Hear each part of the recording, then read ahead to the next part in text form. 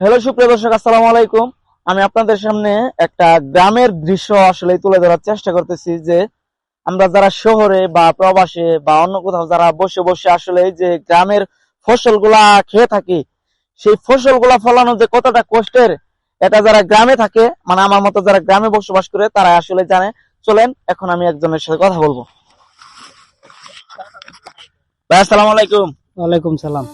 আপনি মানে এই খেতে কখন আসছেন কাজ কাজ করার জন্য? ছয়টা। ছয়টা। এখন তো বাজে প্রায় 4টের মতো। 4টে না? মানে এটা কি আপনাদের কষ্ট হয় না? কষ্ট তো সারাদিন বড় হইতে মধ্যে কাজ করার নাকি কষ্ট মানে এইভাবে বসে কিন্তু নিড়ানি দেওয়া লাগে। এইভাবে বসে সারাক্ষণই। আপনার পারিশ্রমিক কত? পারিশ্রমিক বেতন সারাদিন কাজ করলে 600 টাকা মতন দিব। খাবার দাবার? খাবার দাবার গৃহস্থের মানে যাদের কাজ করা হয় তাদের দুই বেলা খাবার দিব। 2 বেলা খাবার দেয়। সুপ্রিয় দর্শক, আমি একজনের সাথে কথা বললাম, শুনলেন আসলে যে কাজ করতেছে 2 বেলা, কিন্তু মানে গৃহস্থের ঘরে আসলে ঘর থেকে খাবার আসে সকালে এবং দুপুরে। কিন্তু এখন কিন্তু বিকাল 4টে বাজে গেছে। এই 4টের সময় এখন কিন্তু তারা চলে যাবে, মানে আসরের টাইম হলে যে 6টার সময় আসরের সময়ও ওই সময় চলে যায়। এটাই হচ্ছে গ্রামের নিয়ম। আমি এখন আরেকজনের সাথে কথা বলবো। ভাই, আসসালামু আলাইকুম।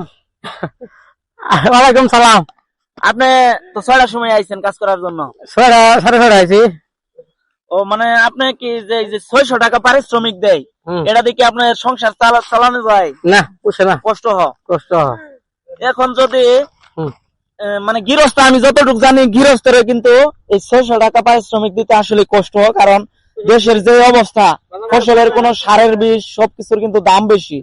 এরপরেও কিন্তু যারা গ্রামে চাষাবাদ করে তারাও কিন্তু বসেনি, কিন্তু তারা চাষাবাদ করে যাচ্ছে। আসলে কিছুই বলার নাই। যারা ক্ষমতায় আসবেন, যাই থাকেন না কেন, দেখবেন একটু কৃষকদের প্রতি নজর রাখবেন, যাতে করে সার বিষ একটু দাম কম থাকে এবং ঠিক মতো যেন পায়। এবার দেখতেছি যে সার খুবই ক্রাইসিস, ঠিক মতো সার আসলে দিতে পারতেছে না, যার কারণে একটু কষ্ট হইতেছে কৃষকদের। আমি সকলকে উদাত্ত আহ্বান করব, যাতে করে সবাই এই গ্রামের চিত্রটি দেখতে পারে। এজন্যই সবাই ভিডিওটি বেশি বেশি শেয়ার করবেন, যাতে যারা প্রবাসে থাকে তারাও যেন দেখতে পারে, বা অন্য দেশের লোক যারা আছে তারাও যেন দেখতে পারে। এজন্যই সবাই বেশি বেশি ভিডিওটা শেয়ার করবেন। সবাই ভালো থাকেন, সুস্থ থাকেন। আসসালামু আলাইকুম।